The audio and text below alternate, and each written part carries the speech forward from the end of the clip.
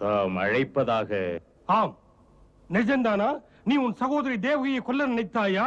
நினைத்தேன், ஆம் நினைத்தேன். வெட்கமாக இல்லையா என் முன்னால் இப்படி பேசுவதற்கு? உனக்கேன் இப்படி ஒரு எண்ணம்? ஒரு வீரன் செய்ய மாட்டான். ஒரு மங்கை, உன் தங்கை, அவள் மீது வாளை வீச உன் கை துணிந்தது எப்படி? தர்ம சிந்தனை உனக்கு இல்லையா கம்சா? தர்மத்தில் பெரிய தர்மம் தன் உயிரை காப்பாற்றிக் கொள்வதுதான். அரசே, என்னை பொறுத்தவரை யாரால் எனக்கு மரண பயம் உண்டாகிறதோ, அவள் பெண்ணானாலும் சிறு பிள்ளையானாலும் உடனே அவளை கொல்வது மிகப்பெரிய தர்மமாகும். காரணங்களை காட்டி பாவங்கள் புரிவேன் என்று சொல்ல துணிந்த உனக்கு மரண தண்டனை கொடுக்கும் ஆபத்து காத்திருக்கிறது.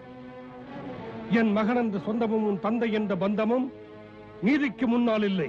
ஆபத்தில் பதுங்குவது நான் அல்ல மன்னா. பிள்ளை என்னை புண்படுத்துகிறீர்கள்.